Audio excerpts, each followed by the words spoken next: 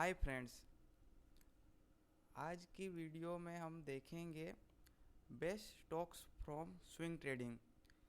मतलब कि हम इस वीक कौन से स्टॉक हमें बाय करने चाहिए, कौन से स्टॉक पे हमें नज़र रखनी चाहिए जो हमें एक दो वीक में अच्छा मूव या अच्छा रिटर्न दे सकते हैं। पहला स्टॉक जो है वो यहाँ एक्सिस बैंक का है। यहाँ पे हम देखेंगे एक्सिस बैंक में एक मूव यहाँ से आया, फिर मार्केट पूरा कंसोलिडेशन जोन में चल रहा है।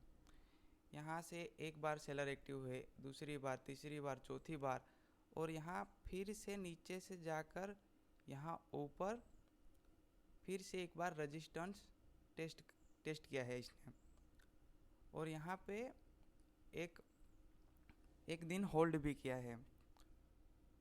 और यहाँ नीचे से भी देखे तो यहाँ से बायर एक्टिव हो रहे हैं, यहाँ से सेलर फिर से नीचे ला रहे हैं, बायर एक्टिव होके फिर से रेजिस्टेंस टेस्ट कर रहे हैं, फिर से नीचे, फिर से ऊपर। अगर इस बार यहाँ पे ये एक बड़ी ग्रीन कैंडल बनी, इसके बाद एक पॉज कैंडल बनी, इसी ग्रीन कैंडल के अंदर या तो अब पहली बार में अब ऊपर निकल जाए तब भी एंट्री बन सकती है, और एक दो तीन दिन होल्ड करे और उसके बाद 1132, मतलब इसका हाई, यहाँ पे आप ऊपर देख सकते होंगे 1131 इसका हाई है, तो हम 1132 के ऊपर इसको बाई करेंगे।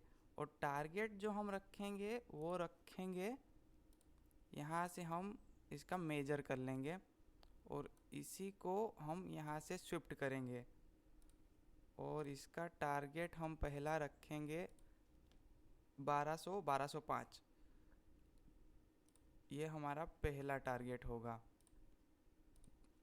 तो आप लोग अपनी वॉच लिस्ट में, या आप अपना एनालिसिस, या आप जो भी एनालिसिस स्टॉक बाई करने से पहले करना चाहते हो और या करते होंगे, वो एक बार करना, फिर आप इस स्टॉक को देख सकते हैं। इस स्टॉक्स में बहुत बढ़िया पैटर्न भी बना हुआ है और कंडीशन भी बहुत अच्छी है।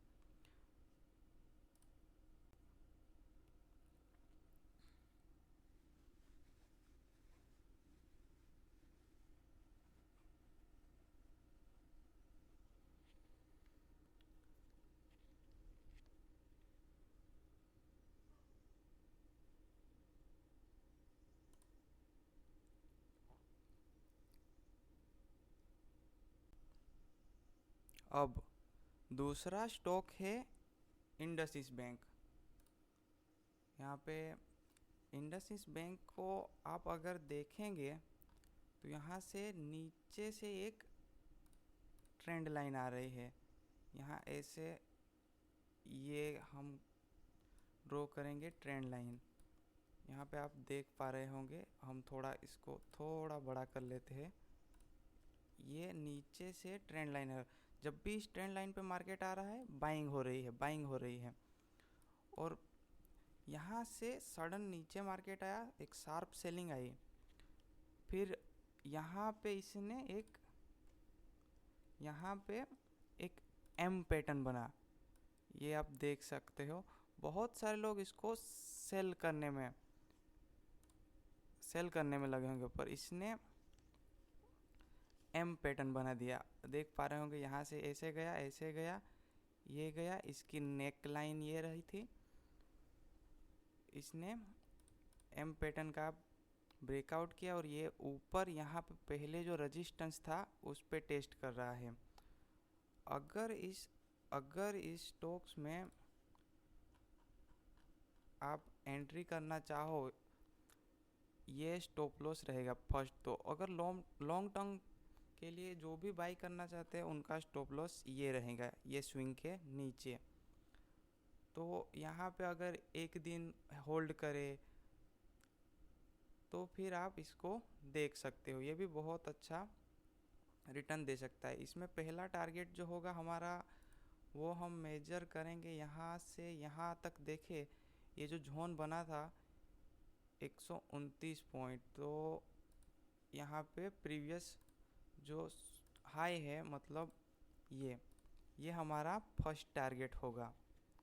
और उसके बाद आप जितना होल्ड करना एंट्री या एंट्री के थोड़ा ऊपर आप अपना एसएल लगाकर होल्ड कर सकते हो।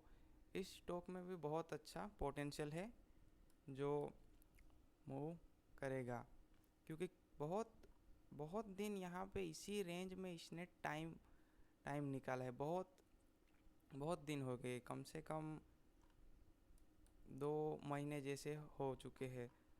तो ये स्टॉक भी यहाँ से ब्रेकआउट करने के बाद धीरे धीरे इसी रेंज में ही है, तो ये धीरे धीरे ही मूव करेगा। ज़्यादा फास्ट मूव करे ऐसा लग तो नहीं रहा, पर मार्केट है, इसको प्रिडिक्ट नहीं कर सकते। तो यहाँ पे भी कोई एंट्री बनाना चाहे तो जो शॉर्ट टर्म के लिए है वो इसी स्विंग का एसएल यहाँ पे नीचे जो रेड कैंडल बनी हुई है। मैंने भी स्टॉक पहले से ही थोड़े बाई किए हैं, यहाँ पे रनिंग में ही बाई किए थे। यहाँ एक होल्ड कैंडल बनी थी इसके बाद।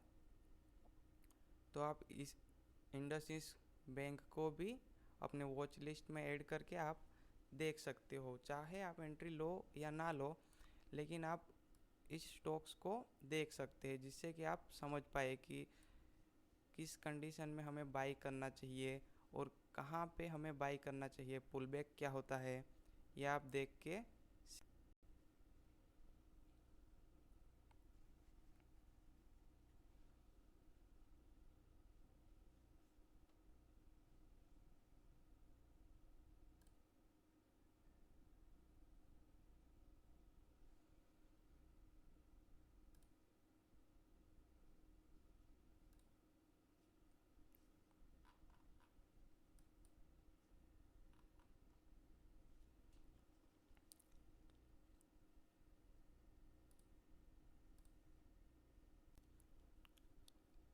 अगला जो हमारा स्टॉक है वो है JSW स्टील। JSW स्टील में भी बहुत टाइम से मार्केट एक ही रेंज में घूम रहा है। बहुत टाइम इसको हो चुका है। यहाँ से अगर हम यहाँ से काउंट करें तो एक एक बॉक्स में जैसे है, एक रेंज में ही इसने बहुत टाइम बिता दिया है। अगर हम इसे देखें तो ये यहाँ से मेजर करें तो 63 डेज 63 डेज से ये यहीं पे होल्ड किया है, रेंज बनाई है इसने।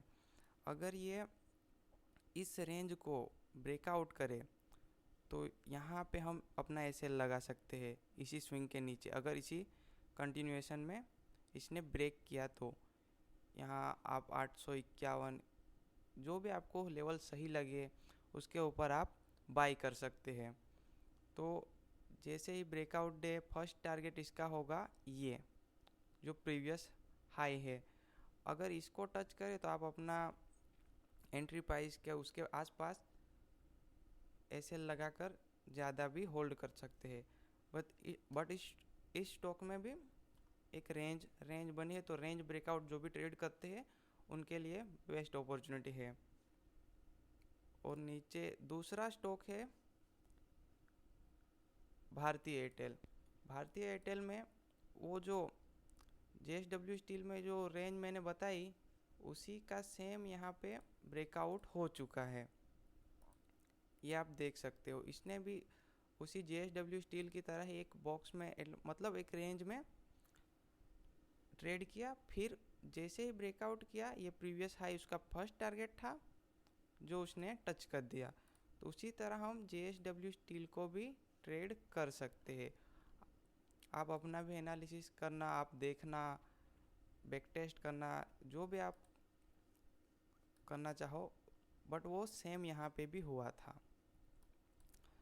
अगर जो कोई भी अगर रनिंग में ट्रेड लेता हो, मतलब ज़्यादा दिन नहीं, डिलीवरी में 2-3 दिन होल्ड करने वाले जो भी है उनके लिए एक अपॉर्चुनिटी अब भी इस भारतीय एयरटेल में है। अब यहाँ से इसने एक मूव किया, यहाँ पे ऊपर ऊपर खुल गया। तो बहुत सारे जिसने बाई किया होगा उसने प्रॉफिट बुक किया, एक दिन होल्ड किया। तो जैसे ही अगर यहाँ पे एक कैंडल होल्ड करे तब तो बहुत ही अच्छी बात है, लेकिन अब जब मंडे को मार्केट खुलेगा तो इसी बीच में खुलना चाहिए, गैप अप नहीं खुलना चाहिए, इस रेड कैंडल के हाई के ऊपर नहीं खुलना चाहिए। इसी के बीच में अगर खुला, जैसे ही ये 1214 का लेवल निकाला, मतलब इस रेड कैंडल का हाई जैसे ही निकालेगा, इसी रेड कैंडल के एसएल के साथ हम 1:1 या 1:2 के टारगेट के लिए एक ट्रेड हम कर सकते हैं। जैसे कि हम यहाँ पे देखें तो यहाँ पे इतना है, ये रनिंग वाला ट्रेड होगा। जो भी अगर रनिंग में ट्रेड करता हो, पुल बैक पे जो ट्रेड करते हो उनके लिए ये रहा इसका टारगेट। तो हम इसे भी अपनी वॉच लिस्ट में ऐड रखेंगे और देखेंगे। जो रनिंग में जाना चाहते हो उनके लिए यहाँ पे बेस्ट है। और JSW स्टील में अभी ब्रेकआउट नहीं हुआ है तो आप लोग उसे भी देख सकते हो। तो यही 4 स्टॉक है जो मैंने फाइंड किए थे और आप भी देख सकते हो अपनी वॉच लिस्ट में ऐड करके। चाहे आप एंट्री लो या ना लो, लेकिन आप देख तो सकते हो कि कैसे मूवमेंट होती है, किस पैटर्न में ब्रेकआउट होता है, कैसे टारगेट मिलता है। इसमें एसएल भी होगे, ऐसा नहीं सब में टारगेट ही होगा, शायद एसएल भी होगा। तो एसएल पे कैसे निकलना है ये भी आपको पता होना चाहिए।